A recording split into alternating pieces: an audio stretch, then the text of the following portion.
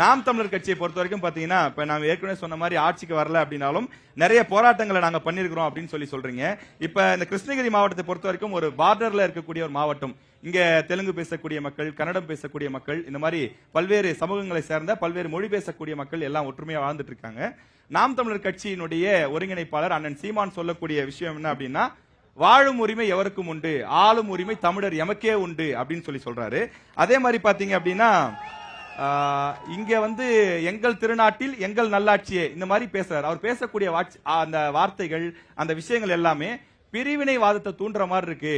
இங்க ஒரு அமைதியான சூழல் இருக்கு, மொழி வேறுபாடு இல்லாம எந்த விதமான வேறுபாடும் இல்லாம இருக்கிறாங்க. ஆனா சீமான் அவர்கள் தமிழ் இனவாதம் பேசுறாரு. மற்ற சிறுபான்மை மொழின்னு சொல்லப்படக்கூடிய இல்ல குறைவான எண்ணிக்கையில வசிக்கக்கூடிய அந்த மக்களுக்கு ஒரு அச்சுறுத்தலை உருவாக்குறீங்க அப்படின்னு சொல்றாங்க. அப்படி இருக்கும்போது மக்கள் எப்படி உங்களை நேசிப்பாங்க? ஐயா, இது வெறும் குற்றச்சாட்டாவே ரொம்ப நாளா வச்சிட்டு இருக்கீங்க. குற்றச்சாட்டு இல்ல, மக்கள் சொல்றது கிடையாது. மக்கள் என்னைக்கும் வைக்கல, அது ஒரு மாற்று கட்சியினர் மட்டும் தான் வைக்கிறாங்க. நாங்க அப்படி இல்ல அப்படின்றதுக்கான ஆதாரங்கள் நாம் தமிழர் கட்சியில இன்னைக்கு கிருஷ்ணகிரி மாவட்டத்துல 2 வேட்பாளர்கள் மாற்று மொழி பேசுறவங்க தான். ஒசூர் தொகுதி வேட்பாளரும் தளி தொகுதி வேட்பாளரும்.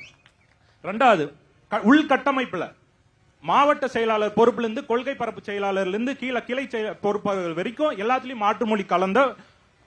மாற்று மொழி பேசுற மக்கள் இருக்காங்க. அப்ப அண்ணனுடைய கொள்கையை படிபட்டு போதே வாழும் உரிமை எவருக்கும் உண்டு, ஆளும் உரிமை தமிழர் எமக்கே உண்டு.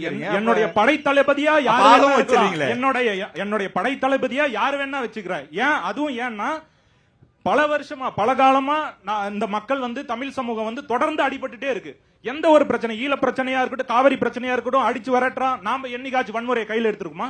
ஒரு பிரச்சனை இப்ப கூட கொடி கட்டிட்டு போயிட்டாங்க, நான் இங்க இருக்கிற கன்னட கொடி கட்டிட்டு வராங்கன்னு சொல்லிட்டு சிலம்பரசன் ஒரு அண்ணன் பிரச்சனை பண்ணாருன்னு சொல்றாங்க. நாம என்ன சொல்றோம், பாட்டாளி மக்கள் கட்சியில சார்ந்த ஒருத்தர் இங்க கொடி போட்டு போறாரு கர்நாடகாக்குள்ள. அங்க இருக்கிற கர்நாடக மக்கள் கொடியை போடக்கூடாதுன்னு சொல்லி கலட்டி வீசி எறிய சொல்றாங்க. அந்த இடத்துல மிரட்டுறாங்க, அச்சுறுத்துற வகையில பேசுறாங்க. என்னைக்காச்சும் ஒரு நாள் தமிழ் மக்கள் இங்க இருக்கிற நாம் தமிழர் கட்சிக்காரரோ யாரோ ஒருத்தர இது வரைக்கும் அச்சுறுத்து பட்டிருக்குமா? அவங்க கட்டிட்டு வர்ற கொடி பெரிய அளவுல இருக்கு. அது மக்கள் மேல கலந்து விழுந்துச்சுன்னா விபத்து ஏறதுக்கான வாய்ப்பு இருக்குது.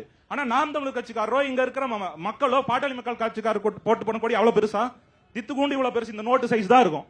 அந்த கொடி ஆபத்தா இருக்குதுன்னு சொல்லிட்டு மிரட்டுறான். இத கேள்வி கேட்கறது இங்க ஒற்றுமை இல்ல, தமிழ் சமூகத்துக்குள்ளே ஒற்றுமை இல்லைன்ற காரணத்துக்காக தான் யாரு வேணா வாழலாம், நாங்க தான் ஆளுவோன்ற அந்த மூலகத்தை முன் வச்சு தொடர்ந்து நாங்க அதை பேசிட்டு வரோம். ஆனா வாய்ப்பு எல்லாருக்குமே கொடுத்துட்டு தான் வந்துட்டு இருக்கோம். தொடர்ந்து அதுக்கான வாய்ப்பு, எல்லா வாய்ப்புகளும் ஏற்படுத்தி கொடுத்துட்டு தான் இருக்கும். நாங்க இல்ல அதுல ஒரு துணை கேள்வி, இப்ப திமுக இருக்கிறாங்க, அதிமுக மாறி மாறி ஆட்சிக்கு வராங்க. அவங்க எல்லா மக்களையும் சமத்தட்டுல பாக்குறாங்க. நீங்க மொழி ரீதியா பாக்கும்போது இப்ப அந்த மக்கள் இருக்காங்கல்ல, அவங்க உங்களுக்கு எப்படி ஓட்டு போடுவாங்க? அவங்க உங்களை அந்நியமா தானே பாப்பாங்க. அவங்களுக்கு ஒரு பாதுகாப்பற்ற ஒரு சூழல் உருவாகும். அவங்க அப்படி பார்க்கல, நாங்க அப்படியும் செய்யல. இதுவரைக்கும் மாற்றுமொழி சமூகத்தின் மீது நாங்க தொடுக்கப்பட்ட தாக்குதல் என்ன? எங்க மேல அந்த திட்டமிட்டு பரப்பப்படுது. இது நாங்க வேட்பாளர்களா 10க்கும் மேற்பட்ட மாற்றுமொழி பேசுறவங்க சமூகத்துக்கு கொடுத்திருக்கோம். மாற்றுமொழி பேசுறவங்கள 10க்கும் மேற்பட்டவங்க வேட்பாளரை நிப்பாட்டி இருக்கோம். அவங்க எல்லாம் எப்படி வந்துட்டாங்க? நாம் தமிழர் கட்சிக்குள்ள எப்படி வந்துட்டாங்க? அவங்க ஆதரிக்கிறாங்க, எங்களை ஏத்துக்கிட்டாங்க, நாங்க சொல்றதுதான் சரி அப்படின்றத உணர்றாங்க.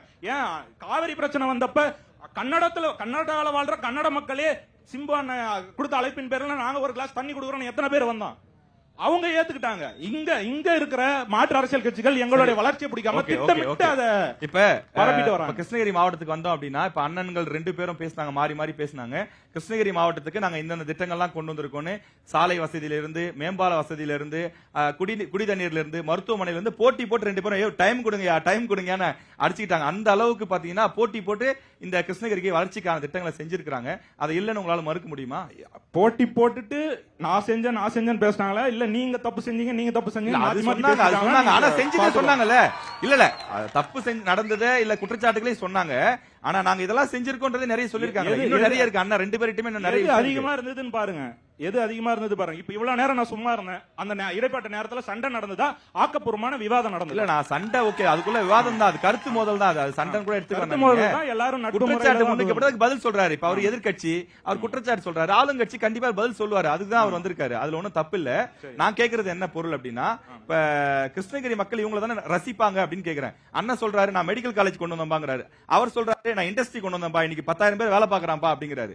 அப்ப திமுகவும் அதிமுகவும் கிருஷ்ணகிரி கிருஷ்ணகிரி மக்களுக்கு திட்டங்களை அள்ளி அள்ளி கொடுத்திருக்கும் போது மக்கள் நாம் தமிழுக்கு ஏன் ஓட்டு போடணும்? திமுக அல்லது அதிமுக தேர்ந்தெடுத்து போயிடுவாங்களே. இந்த கேள்வியை நாம் தமிழர் பார்த்து எழுப்பவே கூடாது. ஏன்னா நாங்க அதிகாரத்துக்கு வரல. அதிகாரத்துக்கு வராம இவ்வளவு பேர் லிஸ்ட் இருக்குது. நாங்க செஞ்ச சாதனைகளோட லிஸ்ட் இருக்குது. அதிகாரத்துல இருந்த இவங்க இவ்வளவுதான் செஞ்சிருக்காங்கன்ற நாங்க பேசுறோம். அதை இந்த ஊடகங்கள் மெயின் ஸ்ட்ரீம் ஊடகமா இருக்கட்டும், மத்த ஊடகங்களை விட்டு எடுத்துட்டு போய் சேர்க்கணும்ல. வெறும் யூடியூப், பேஸ்புக் இது கொண்டு போய் சேர்க்கணும்ல.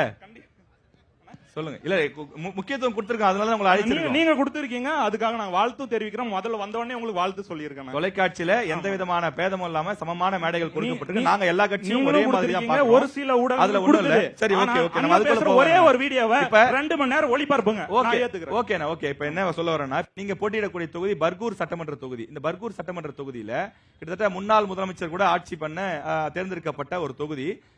அப்படிப்பட்ட ஒரு தொகுதியில இன்னும் ஆர்ட்ஸ் அண்ட் சயின்ஸ் காலேஜ் இல்ல, government arts and science college இல்ல. அதுக்காக நீங்க ஏதாவது போராட்டம் நடத்திருக்கீங்களா? நாங்க தொடர்ந்து எல்லா அரசியல் மேடைகளிலும் பேசிட்டு வரோம். அதுக்கான போராட்ட வடிவங்களும் முன்னெடுத்துட்டு வரோம். குறிப்பா இந்த தேர்தலில் அதை முக்கிய பிரச்சனையா முன் வச்சு நாங்க அதை பெரிய இஷ்யூ ஆக்க போறோம். ஓகே.